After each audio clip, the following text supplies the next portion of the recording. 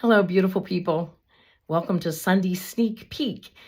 As you've been following along in the program, we're continuing our series on repairing the breach, conflict resolution. So we've talked about defining the problem, making sure we are all talking about the same problem. We've talked about asking open-ended questions so that we can really understand each other and where we're coming from.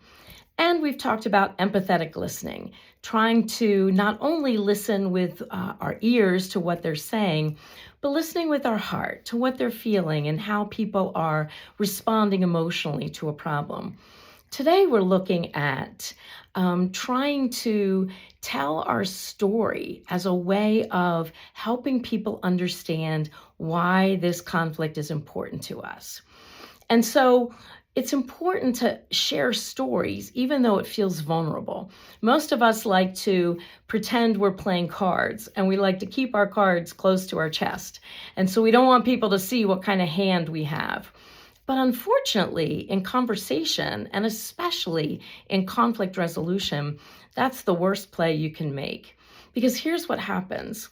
When no one knows what you're thinking or where you're coming from, they will attack your idea without realizing that maybe that idea came from a tender place from your story, and that might feel like an attack on you.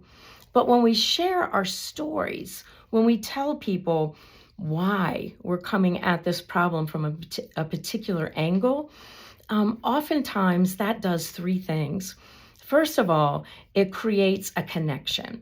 People realize, wait, we're really all human, and we do have very many things in common, even if this conflict is something that we're struggling with. The second thing is it helps remind them that they also have a story so that they can bring their story too. And then that helps, again, further define what the problem is. And the third thing it does is it builds trust. When I share with you a story, especially a personal story that might make me feel vulnerable, that actually helps other people trust more. And here's something that I've always believed is true, is that vulnerability, and I'm going to use some biblical language here, vulnerability begets vulnerability. In other words, if I'm vulnerable with you, most of the time you're going to respond by being vulnerable with me. And then we can get, again, to a deeper part of the issue, and we can figure out ways that we can address the problem. So this week, we're looking at this through the lens of Moses, who was called by God to return to Egypt. He had run away from Egypt because he had killed someone, and he didn't really fit in because even though he was Hebrew, he was raised in the Egyptian household. And so he was really, really struggling, and God called him and told him to go back. And Moses said to him, well, who am I going to say sent me? What am I going to tell them? And God tells him, basically, tell them that I am sent you. In other words, tell them about this relationship. Tell them about your experience. Tell them about this encounter, because that will help them understand. That will help them trust you. That will help them be vulnerable with their story. And that will create that connection that will help them want to follow you.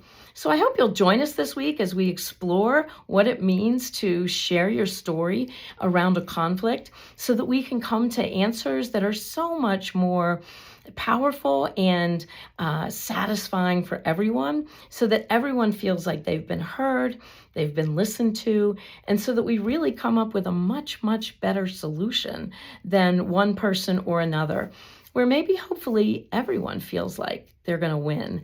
And so I invite you to join us this Sunday. 9:50 is when praise and worship starts. 10 o'clock is the welcome and the official start of the worship service. We invite you to join us this Sunday as we continue to explore faith and embrace community. I'm Vicki Gordy Stith, lead pastor at Epworth, inviting you to join us on Sunday.